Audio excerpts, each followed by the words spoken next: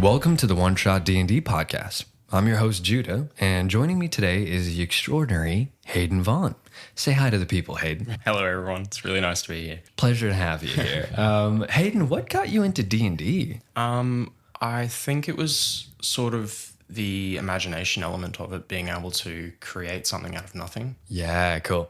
So like improv, Yeah. the whole drama aspect of it. 100%. Yeah, I love it. I just like that I get to do math, and then people are not grading me for it. You know? So it's like, so I like that I don't have to study for this stuff. Yeah. Yeah, cool. Okay. Follow-up question. Hayden, how do you feel about horror? I'm a pretty big fan of it. I haven't really gotten into a lot of horror this year. So Sweet. Okay. Well, let's see if I can change that. Well, Sweet. in terms of horror, are there any particular scary films that you like? just sort of my favorite sort of trope is like the 80s slasher movies. Yeah. So Nightmare on Elm Street. Oh, yeah. Yeah. Friday the 13th. Yep. Yep. Oh man, there's some pretty good ones. I think overall Scream has been one of my favorite franchises. Really good. Yep. Actually, I don't even know if that's an 80s one. Isn't that like one of the longest running horror films? Apart from Saw? I believe so. Yeah, it's still going now. Yeah. I mean, yay. Because I fucking hate scary films. I will watch them, but for the way that my brain works, I will, for the next 2 to 3 weeks, look at every shadow and be like, Running scenarios through your head. is that fucking Jason, dude? I used to be really bad for that. Yeah. I think it's just more so in my mind. I go and make too many scenarios in my head. Not anxiety. I have that. But anyways. Okay. So given what you know about horror, right? We're going to go into a one shot that is a little bit scary. Not super scary. I'm kidding. It's really scary. But what character have you brought to the table? I will be playing Bartimus Blackbriar, reprising my role Yeah. Cool. because I always play Bart. Yeah, why not? Yeah. Why not? Sweet. So tell us just a little bit about your character. So you don't have to go into like an in-depth backstory, but what is something that's important to your character? Bart's built around the idea of natural magic, being in tune with like the way things work, nature itself, and elements. Okay. It's hard to explain, really. Yeah, no, that's totally fine. It's hard to kind of build up a character. I mean, you've played this character before, but for one shots, what I've been finding really, really difficult is to bring people into a world and immediately have them fit in. Yep. Because they're like, oh, well, what am I doing here? Well, it's like, okay, let's do something that's familiar to you. Yeah. So you've played Bart before, so this will be fine for you. Yep. You ready to start? I'm ready. Sweet. We'll fucking strap in. We open inside a quiet detective's office. The hum of the bustling city outside starkly contrasts the stale air inside. Stacks of papers surround your office. Unopened letters, magical tomes, they're just strewn about in this very small office space that you have. The past few months have been rough for your magical investigations firm. You haven't really received many cases, and any cases or jobs that have popped up, just a waste of your time. You know, the simple ghost or maybe a ghoul somewhere that needs to get taken care of. Not worth your time, really. You're staying up late again, trying to piece together clues from an old case, see if you missed anything, see if you can go back to something, but it's late. Look, sleep has kind of been an afterthought recently for you, but long hours have become your new norm. It's times like this, though, that you do your best work. Your mind is at its best when the rest of the world is at its quietest. What are you doing sitting down? I guess my character would be brooding over old case files. Yeah. Trying to find a lead in some cold case, I guess. Yeah, okay. Yeah. You're going through old files, trying to find something that is worth your time, really. And as you're reading, it's close to 11:30, right? There is a little bit of soft rain outside. You're on like the 11th floor of an apartment. You're renting a very small space. But given how money and the flow of money has been a bit poor recently, this is all you can afford right now. Suddenly, you feel like something is wrong. It feels like someone's watching. You're looking around your little office space, and to your left is a window where you can see the city. Yep. A little bit of rain on that window. To your right is a glass door, but it's fogged. Suddenly, you hear a knock, but it doesn't seem like there's anyone on the other side. You can't see them through the fogged glass at all. What do you do? Could I do a perception check to see if there's anything around me? Yeah, absolutely. 16. Cool. So a 16. You are looking around and you're very perceptive at the best of times, but you don't really see anything past that glass. Typically, the frosted glass means that you can at least see the silhouette of a person. A shadow, at least. Yeah, you just can't see anything. And suddenly you hear, Hello? Is anyone home?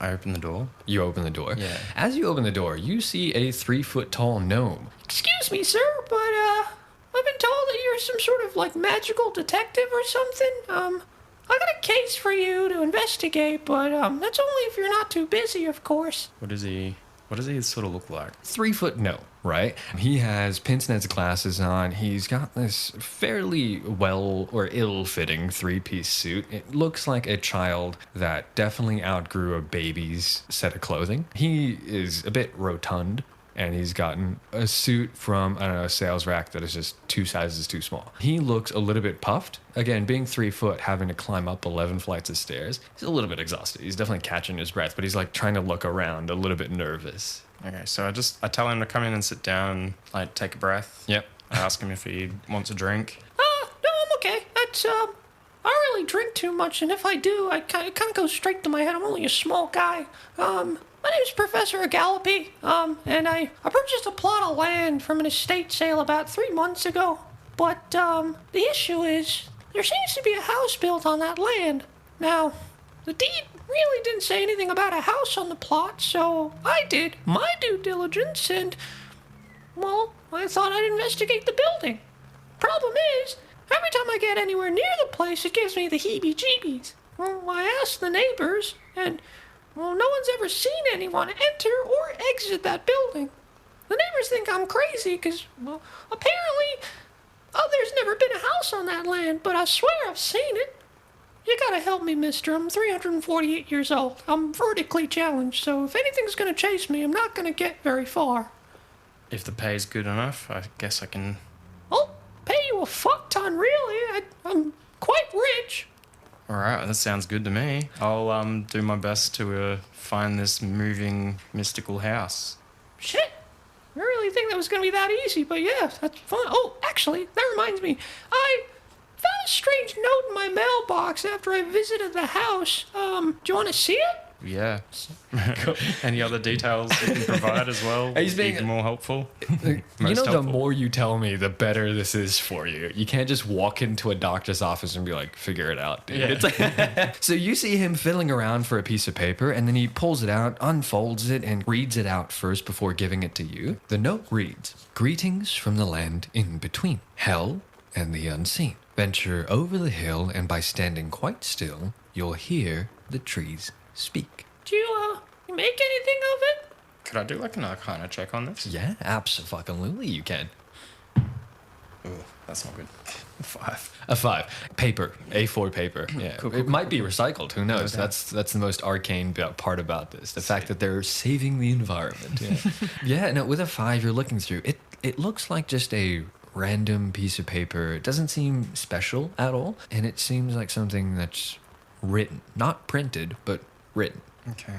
What do you do? I guess I'll just ask the professor if he has any other information about the land or, Well, shit. What do you want to know, kid? like, is there any history of the land being owned by anything magical or...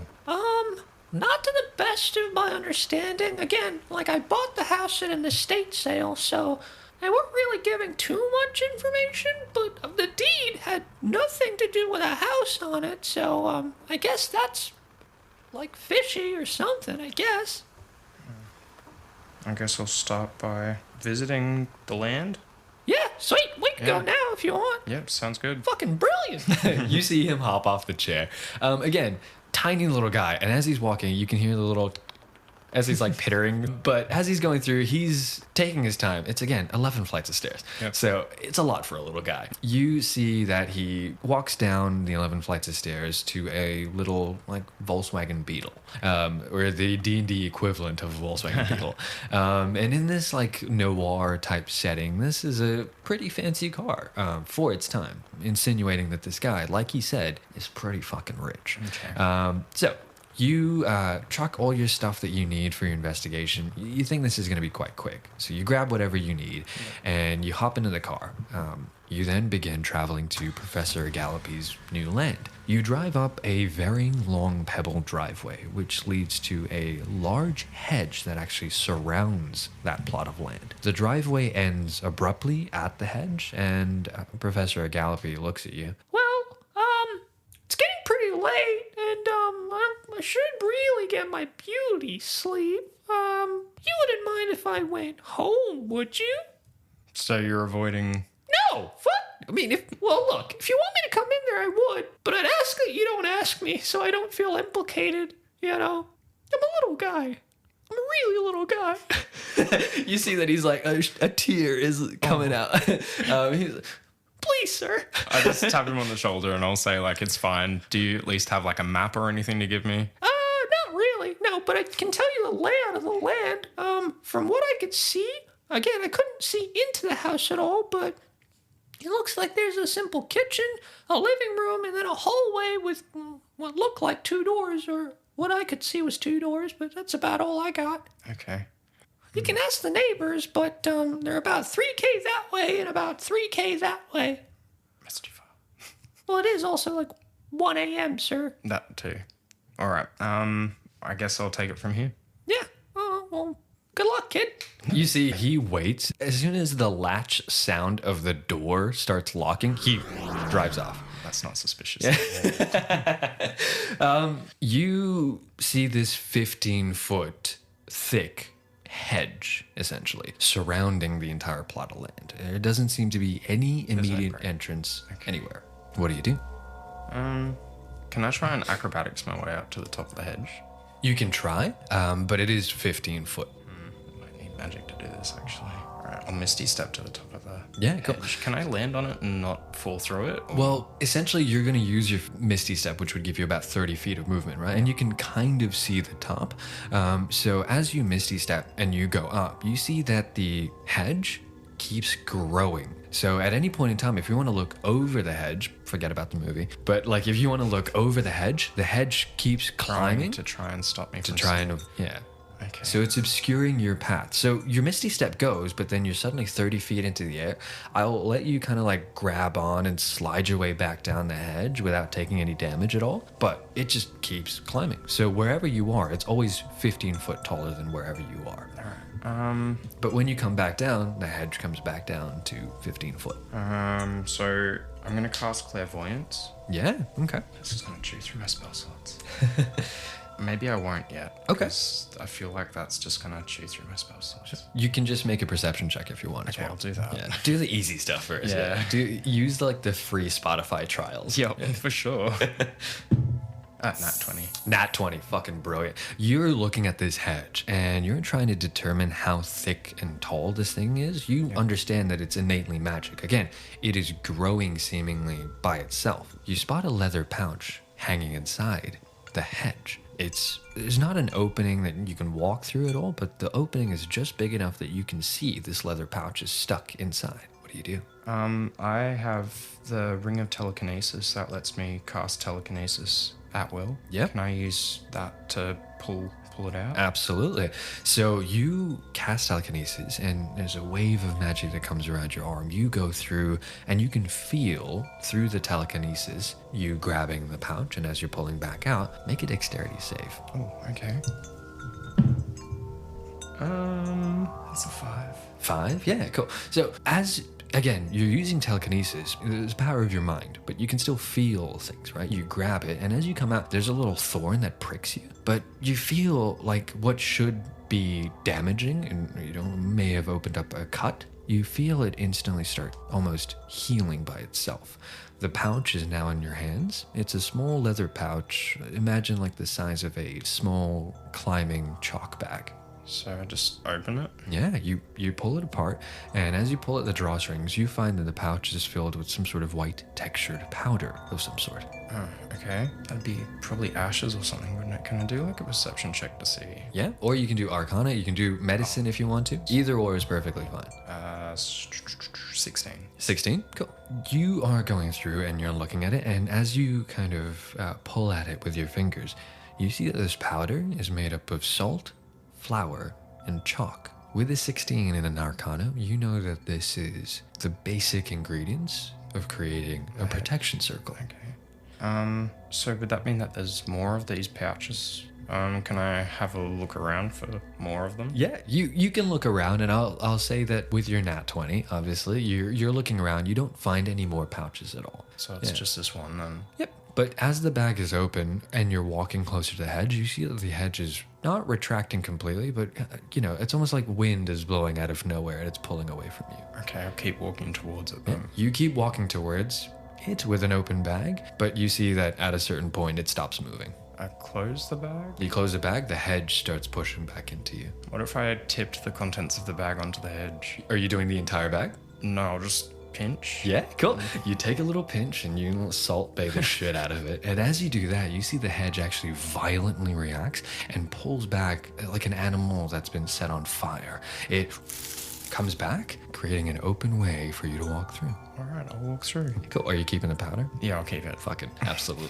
I just put it in my robe. You walk to the other side, and as you walk to the other side, you see the hedge just slowly closes back, almost like it's pissed at you. Oh no. You walk to the other side, and you see a really open plot of land. Again, it's like 2 acres worth of just rolling hills, essentially. Make a perception check. It's 15. 15, cool. You see 2 things that stand out to you. The first thing that you see is a few feet ahead of you, actually. A single rose in the ground, fully bloomed and fully blossomed. The second thing you see is to the left, a small hill, and you can somewhat see the dead branches of a black tree over that hill. Okay. I'll go over the hill. Cool. Not gonna touch the rose? No. Okay, it's fine.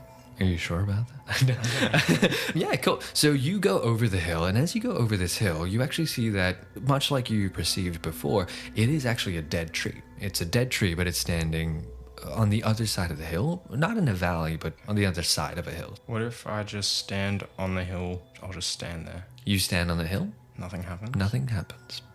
Okay. I just keep thinking about this letter. It says venture over the hill and by standing quite still. Can I do a perception check on the tree? Yeah, absolutely, you can. Go for it. Nat 20. Fucking brilliant. Okay, so as you're going through, you're like, something about this seems strange. I've gone to the hill, and you're looking at the tree, and you're trying to listen to it, and you can kind of hear whispers, but it sounds a bit too distant. You might need to get a little bit closer. Alright, I will get a bit closer then. Are you going pretty much underneath its branches? Yep. Yeah, cool. You come in and you stand still for a moment. The wind begins to start blowing through the trees. Dead branches, so it doesn't sound like rustling leaves at all, but the creaking and cracking of branches gets a little bit loud. But then the wind stops, but the branches keep moving. And as the branches keep moving, you see that all the branches start violently shaking. And as they begin shaking, the branches start falling off. And as they start falling off, make another dexterity saving throw, please. 14. You take 3 points of bludgeoning damage. You see that the limbs start falling, and these aren't just like the small little twigs. The branches and the limbs that they're connected to are falling on top of you. You cover your head and as quickly as you can go into a high guard. And as you wait for this to stop, you pull your hands back down, and you see that you're now standing on the porch of a single-story, decrepit house. The rotting wood and the stench of mildew fills the air. There are 2 front-facing windows on either side of the front door, and as you look at them, they look like they're boarded up from the inside. There's a simple doorbell, but it seems very fucking broken, much like the wooden doorknob that's hanging on by a thread. What do you do? Can I do any perception check to see if there's any magic? Yeah. Ambient magic? Absolutely. So that would be Arcana. Sorry. Yeah, you could do Arcana. But if you want to do a perception check and walk around the house, I'll let you do that as well. Do that first.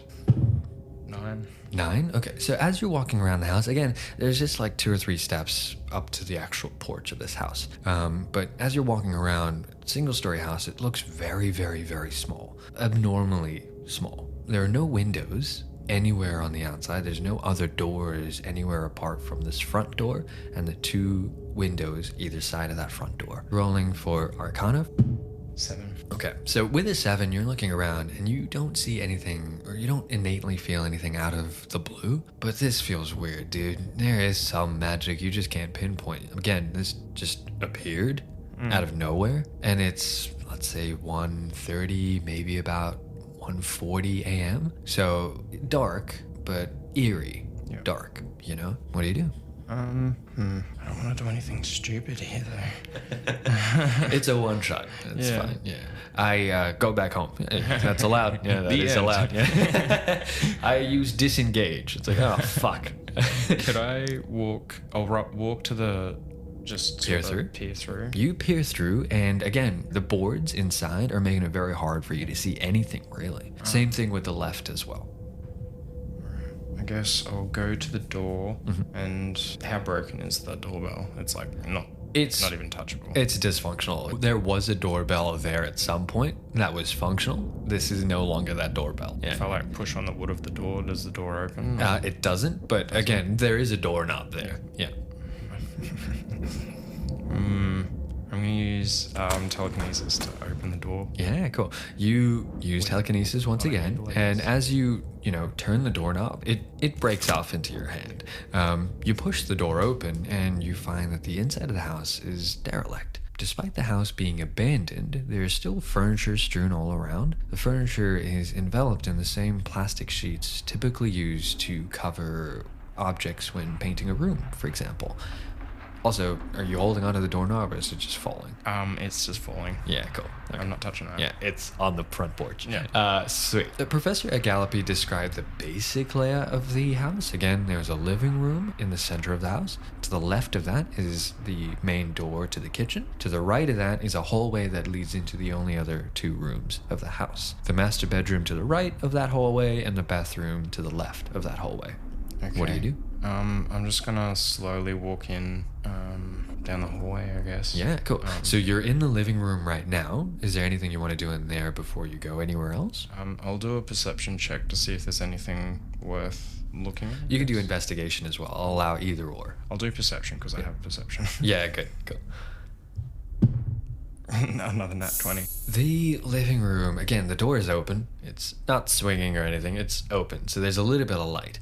The living room is quite simple. 2 armchairs sitting on either side of a wooden side table. There are several paintings hung around the wall, but they're all covered in the same plastic wrap as the furniture. Here's a painting of a vase, a raven, and a painting of a hill with the same dead tree that you were at before. But painting on the wall behind the armchairs, that seems quite interesting to you. Okay, I'll have a closer look at the painting behind the armchair. You see that the plastic that's covering this is a little bit thicker, so it's obscuring whatever the painting is behind this. You start peeling back at the plastic, and you see a painting of the living room that you're standing in right now.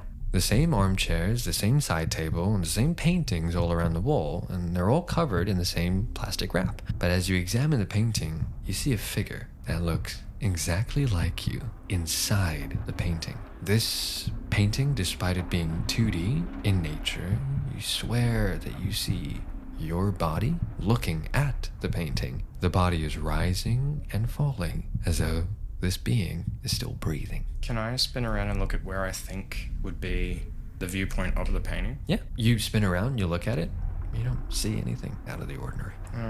So obviously the painting must be magic in some way. Yeah, Can I try looking behind it? Yeah, you pick it up and you move it. You don't see anything behind it. You don't see anything behind the painting at all.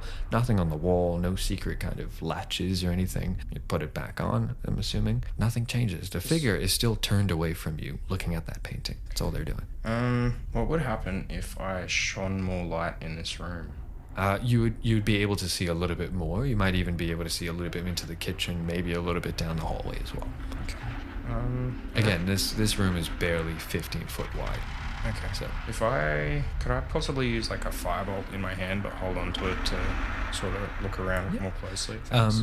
if you want, I will let you like firebolt a torch if you want. So you could hold on to a torch as well, right? Saves you having to hold on to magic the entire time. So you hold on to a torch, and as you're waving through, you're looking around. Nothing out of the ordinary again. Nothing that you weren't able to immediately pick up is strange. Are you staying inside the living room?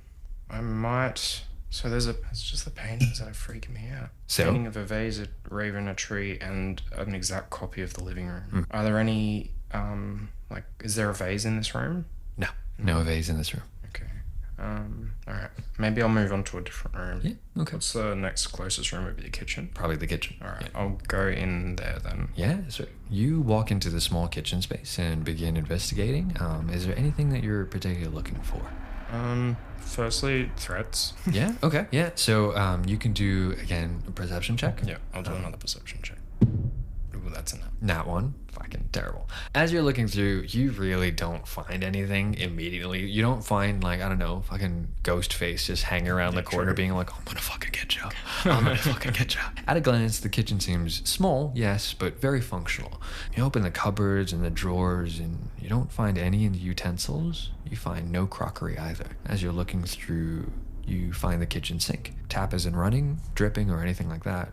But right around the drain, there's a small little stain that's a little bit red. What do you do? Can I, shine my light down into the... Yeah, absolutely. I'm not putting my arm in there. There's no chance. That'll be like a... Yeah, that's fine.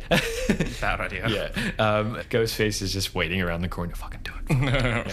It's a saw trap. As you shine the light, it doesn't seem like there's any liquid at the bottom at all. It just seems completely dried out. This stain, this red stain around the lip, has been there for a while. Okay. Do you turn the tap on or anything like that? Yeah, I'll turn the tap on. Turn the tap on, clear water. Apparently this place still has good plumbing. But as you turn it on, nothing out of the ordinary. Again, if anything, that wets the little red stain, but doesn't change it. Doesn't change it at all. You flick it back off, nothing changes. You're like 90% sure this is blood. Yeah. Yeah, but you don't know which creature or animal this belongs to. Okay. Might even be your blood. No. Can I use Mage Hand to see if there's anything in there? Yeah, absolutely. You use Mage Hand, you dig inside a little bit, and as you go and feel inside, you don't feel anything that you can pull out, which is weird because Mage Hand, you should be able to lift at least 5 pounds. Yeah. It's not like it's too heavy, it's just nothing that you can feel with your magic at all. Okay. Oh, I know this is going to be me having to stick my arm in this thing, isn't it? It's not big enough for you to stick your hand in at all. Okay, Yeah. good. Can I look, is there like a cupboard underneath this thing? Yeah, definitely. Can I Yeah. open that up? You open it up and you see that there's a little U-bend in the pipe. Alright. What do you do? I'll try and take the U-bend off to see if there's anything. So you untwist it and you pick it up. You turn it upside down and start draining it. And apart from the water, nothing else inside the pipe. Alright, I'll just put it back. Yeah, you put it back. Yeah. You're being a good guy. It's a yeah. You don't want to flood the place. Yeah. Cool. That's the kitchen. This place is so weird. I don't understand why it's here or what the go is. So the gnome guy, Professor Gallopy, wanted me to find the origins of this house or why it's here. Yeah, because he essentially just said, "Hey, I bought this plot of land, And there but shouldn't have been a house here. there shouldn't be a house here at all. So what the fuck is the go with this?" So there's nothing else of note in the kitchen at all? No, not. There's no and windows or anything? No windows at all. No. Okay. All the cupboards are empty. There's no cutlery. I'll move on to the next room. There's Yeah, nothing cool. in this So one. you start getting into the hallway. Yeah. So you go back through the living room into the hallway, and again, to your left is the bathroom, and to your right is the master bedroom. Both doors are closed, though.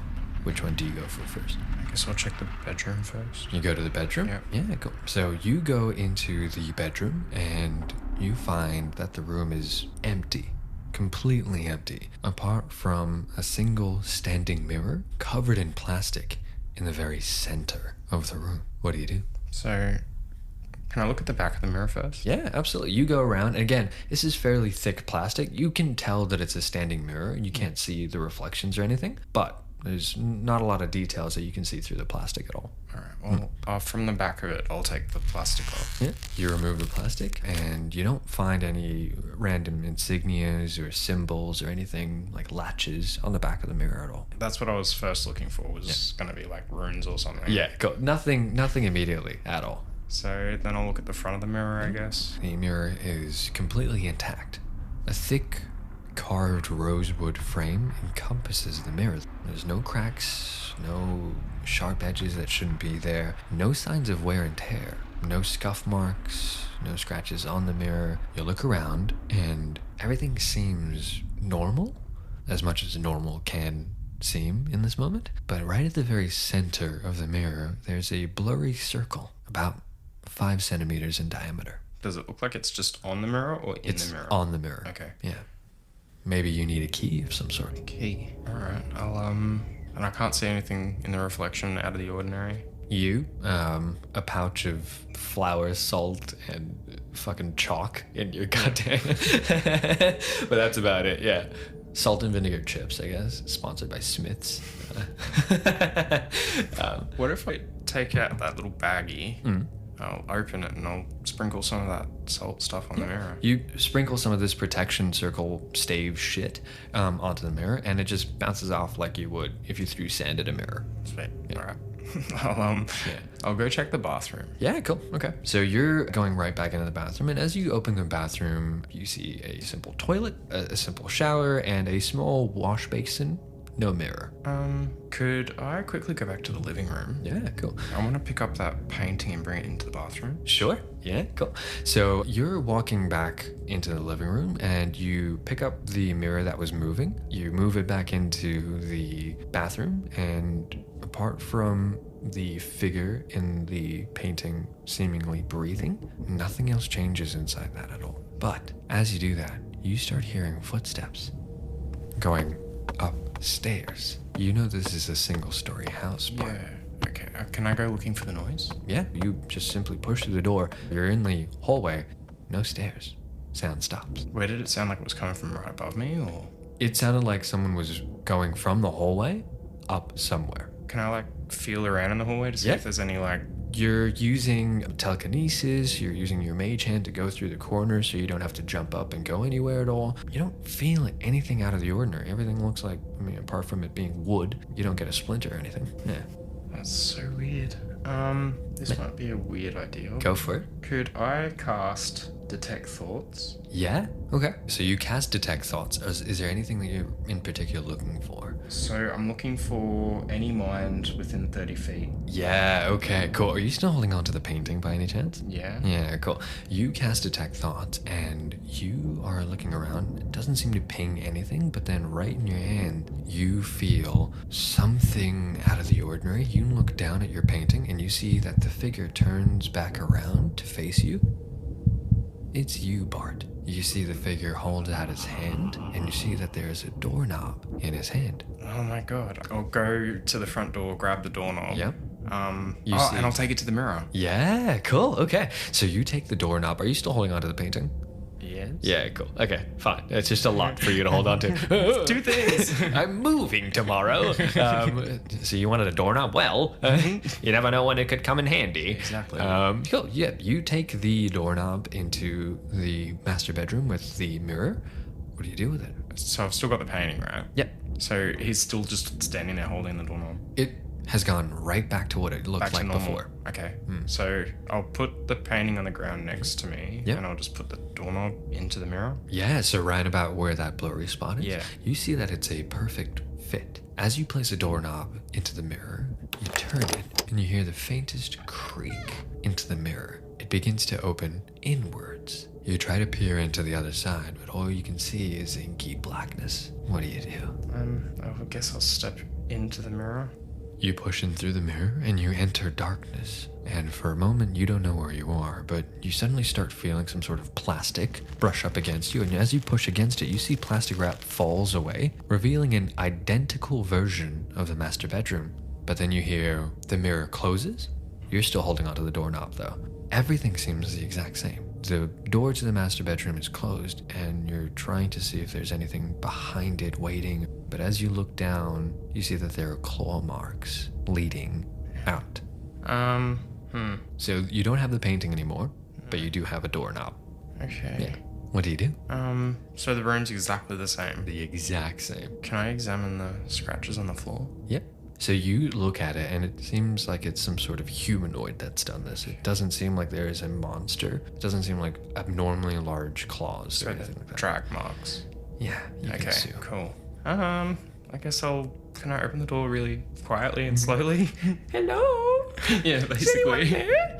You open the door and you walk outside, and to your surprise, there's now no longer a door leading to the bathroom. You look left and down the hallway. You see that the edge of the living room is still there. You can see into the living room. So you walk outside, no more bathroom door, but you look left and you can see the door leading into the living room. You turn to your right, dead end. As you walk into the hallway, you hear the sounds of the kitchen tap running.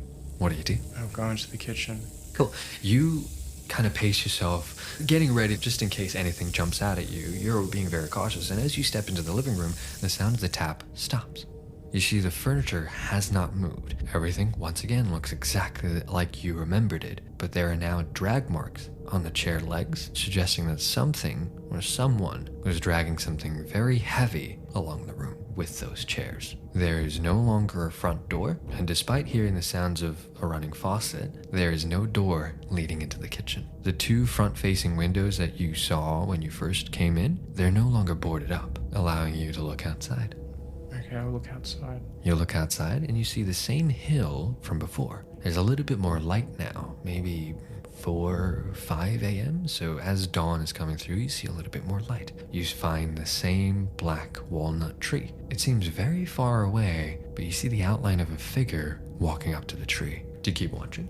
Yes. He keeps walking up to the tree, stands still for a moment, and then you see the branches fall. The figure disappears, and then you suddenly hear someone walking on the porch outside. Wait, is this some sort of time loop or something? Can I look out the window to see if it's me? Yeah, you look outside the window and you see no one there. Can I look for stairs? Yeah, cool. So, are you going back into the hallway? Yeah. You walk back into the hallway and you no longer see a dead end. Bart, you find a flight of stairs, black walnut stairs, leading up to a different level of the house. There's no uniformity to these stairs. Some are wide and others slanted to one side. Some are tall and others narrow. And as you follow up the stairs with your eyes, they quickly ascend into darkness. What do you do? Before I go upstairs, I just want to go back to the living room again really quickly. Yeah, okay. And see if the painting's there. Paintings? Yeah. Yeah. So you're looking for the painting that was on the wall behind the armchairs? Yeah. That's no longer there. But you see the 3 other paintings look a little bit different as well. Okay. The painting of the tree now depicts a fully blossomed black walnut tree. There's a plaque there as well.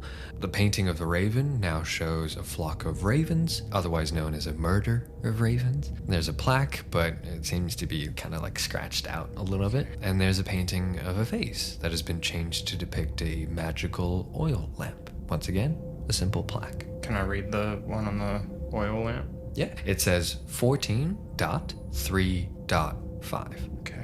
The one with the murder of crows is scratched out, right? Yes. The one with the blossom black walnut tree. So it's 3.1.4.5. These are just the same numbers in a different sequence. As you're trying to silently put together the clues, you hear footsteps once again down the hallway, walking up the stairs. Alright, I'll go up the stairs this time. Okay. You walk back down the hallway, and as you start climbing the stairs, you realize that this isn't just a simple flight of stairs. In fact, it takes you an unsettling amount of time in order to get up the stairs.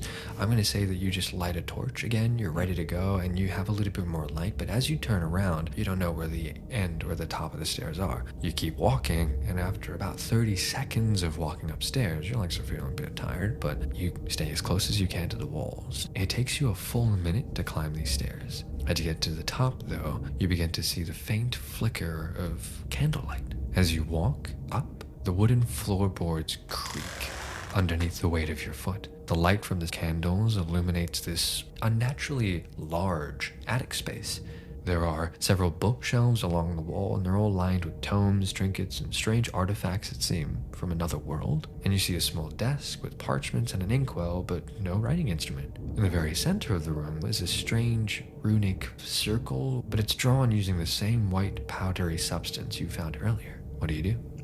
Can I pick up the book and see if there's any indication of what was happening? There's nothing on the floor, but do you walk into the attic space at all? Yes. Yeah, cool. As you're walking in, a sudden gust of wind rushes past you and knocks over one of the candles. The candle then lands on the runic circle, setting the whole thing up in light. The entire circle instantly catches fire and begins to burn white hot. You hear the screams of someone wailing in pain, and as you take a step back and cover your eyes from the fire, you remove them, and you see a 14-foot humanoid standing within the circle. The winged being wears a white robe. You see the fabric on his right arm has been completely burned away, leaving behind grotesque burn marks, sometimes exposing the bone underneath. You follow it up, and the burns lead to the face of the creature, which is covered by an ornate owl mask. The owl mask covers most of the top half of the face, but you can still see the creature is missing the flesh around both eye sockets. Hasn't she done well? Agalope has brought me victims for a long time. Solomon and his wretched ring trapped my body in this realm, but my slaves are free to roam the mortal plane and bring back offerings. You are the latest offering. In opening the doors to this realm, you have doomed yourself. Your soul is now bound to this plane of existence. But should you discover my name, I shall return you to your world. I doubt you will succeed where gifted scholars have failed. You have a choice. Forfeit your soul now, and I shall lessen your suffering.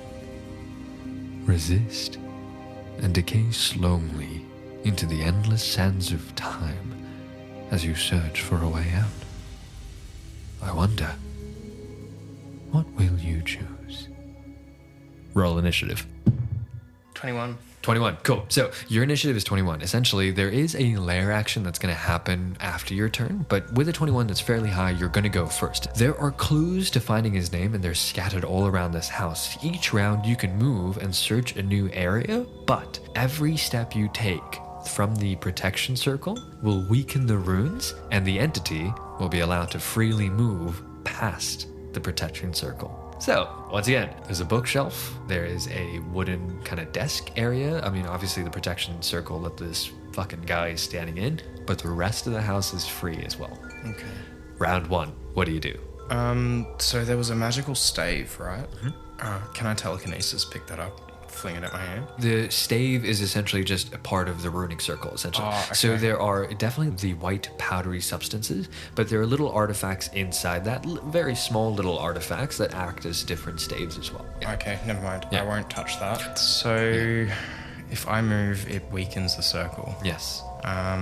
Bookshelves, wooden desk, circle, back downstairs. Is there anything on the desk? Do you want to look at the desk? Yeah. Yeah, absolutely. You use your movement. You're still somewhat fairly close to the circle. This figure says nothing, but he's just turning his head and cocking it towards you. You see the owl mask is turned to face you, but the rest of his body is essentially still facing the same direction it was, so it looks unnatural the way that his face is turning, much like an owl. As you approach the desk, it's a cluttered mess. Scrolls, tablets, and parchments, they're all littered over the desk, but they seem to be piled into the very middle, almost like someone was trying to hide something underneath them. What do you do? Look underneath them straight away. You use your action, you pull back as many things as possible. You peel back the layers of clutter and you find a piece of paper that appears to have been ripped out of a book. The paper is incomplete, but this is what you read.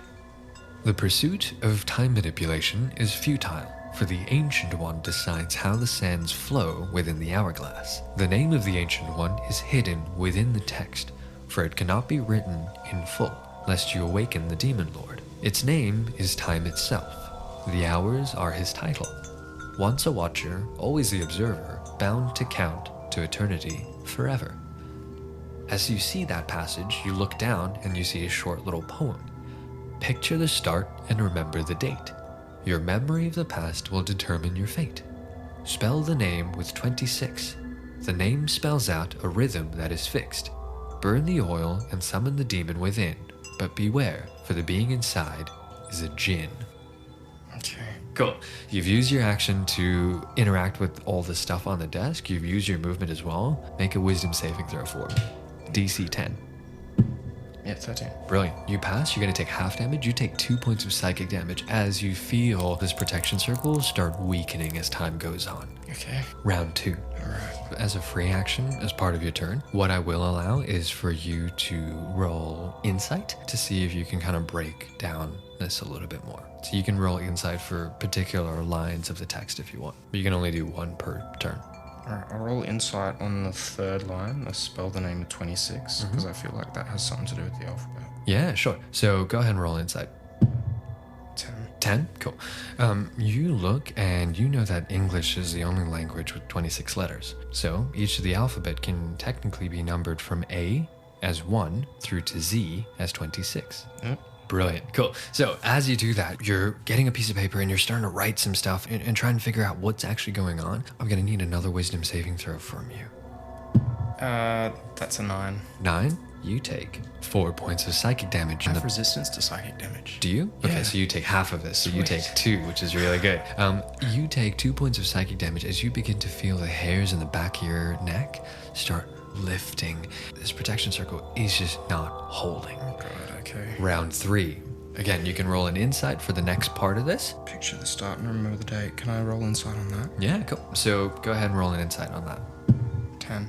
10. You don't get too much, but picture the start and remember the date has something to do with the start of the adventure and the dates on the pictures that you found or the paintings that you found. Okay. Again, you can go back and look at them, but by doing so, you're weakening this protection circle a lot more. I've already looked at them though. I wrote them down. 6. Ah. Are you moving anywhere around this room at all? Yeah. Okay. You're still by the desk. Yeah. Maybe can I move to the bookcase and search that? Yeah, absolutely. So you use your movement. You've used your free action to insight, but now you're using your movement and you're walking through. You're using your action. I will let you roll either investigation or perception, but I think perception works better for you. Yeah. So 10. 10. You're looking through and you're a little bit flustered. You see that time is not your friend right now. More importantly, even though this figure, the body is staying exactly where it was, the head is turning, sometimes even 180 degrees, to face you the entire time.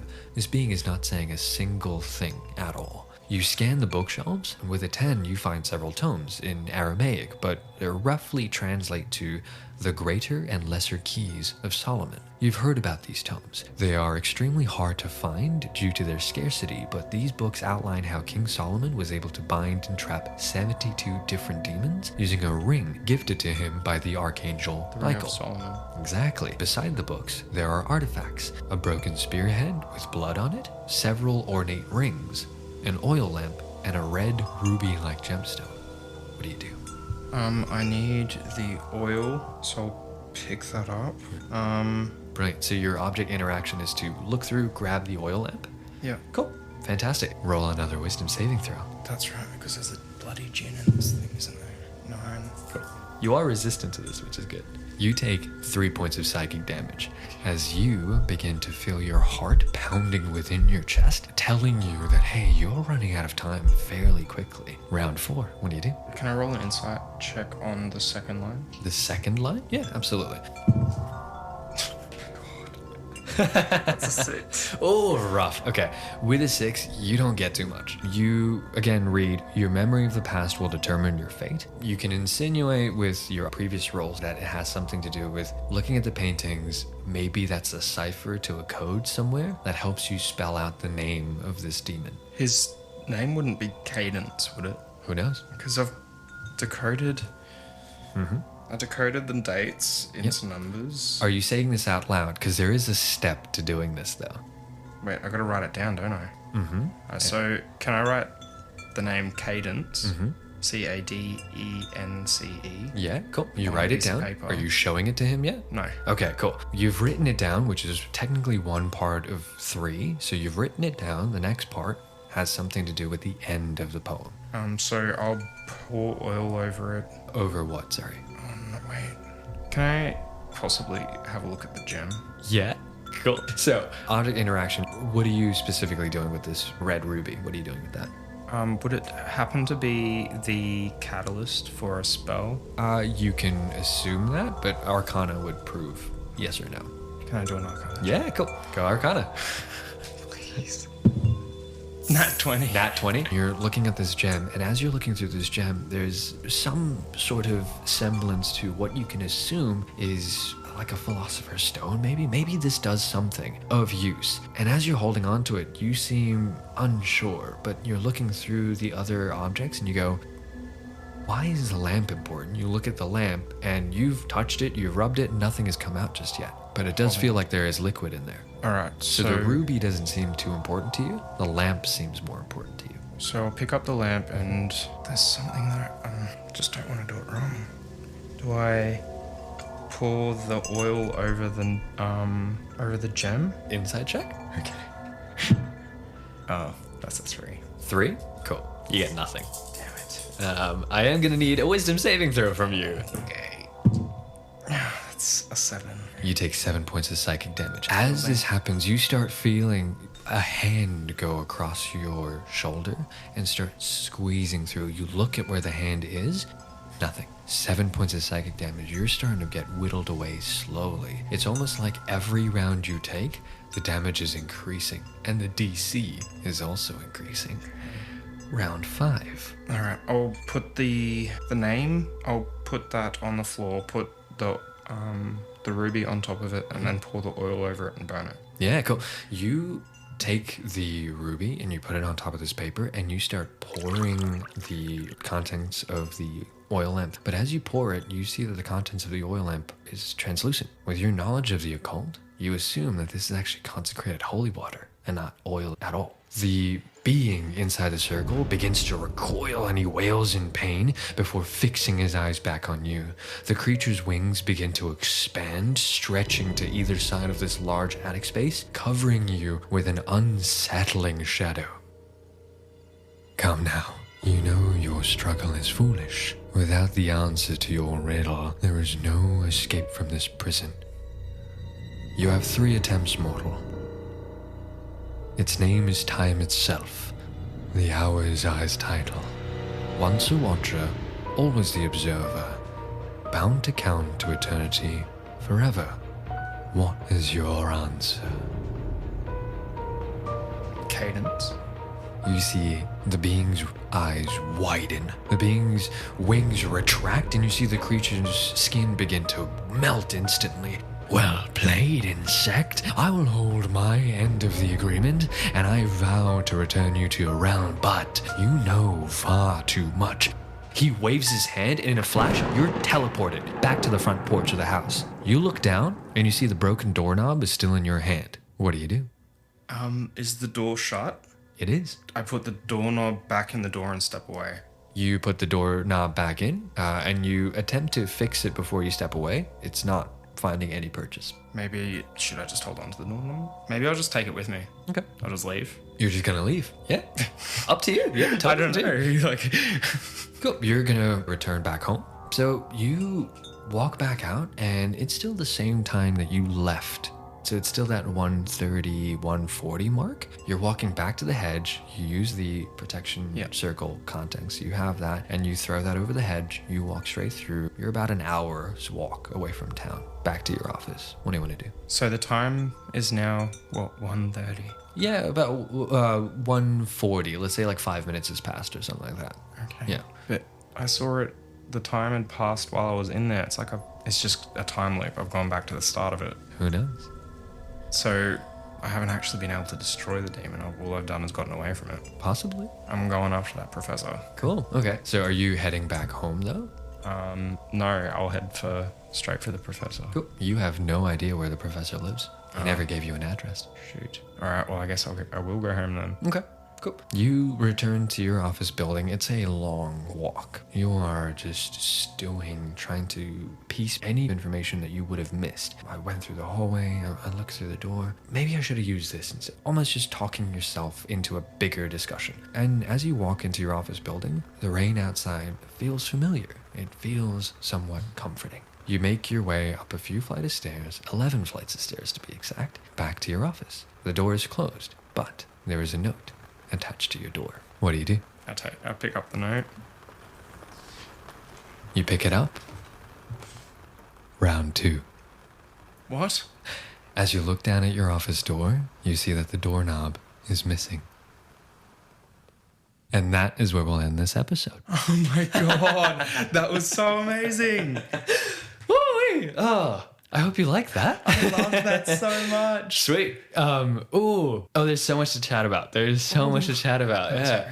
I got goosebumps. I got fucking goosebumps from that. I tried to time it perfectly so that when you opened up the note, I would read out what you were reading. Yeah. So it's like, like in Resident Evil or something Yes, like that, when I you're love opening that. up a note, there's a voice that's reading it. I was totally thinking about that too. I was just like, that's so good. Good Lord. Oh, I hope you had fun, dude. Oh, dude. Absolute blast. Oh, Absolute my hands are like blast. sweaty because I was like concentrating so hard. Yeah. Oh, yeah. It's also so like fun. the start of summer in Australia. Yeah. So it's fucking hot. Yeah, it's a bit warm. Yeah, it's humid. It's fucking warm in here. Sweet. Is there anything that you'd like to plug or point to people to at all? Not really. Yeah, cool. I'll have your Instagram linked thank you. in the show notes, and I'll have that on our Instagram post when it Sweet. comes out. Fucking follow us on Instagram. Yeah. It's always a pleasure playing D&D with you. I hope you had fun. That was so phenomenal. Thank you so much. Thank you. Well, if you like what you heard, then please leave us a review and share it with your friends. The best way to enjoy D&D is with other people. So bring your friends along into this journey. And if you want to hear bonus episodes and get access to exclusive content like our community chat and PDF versions of the adventures I create, then consider joining the Patreon using the link in the show notes. I hope you had fun, and I'll see you in the next episode.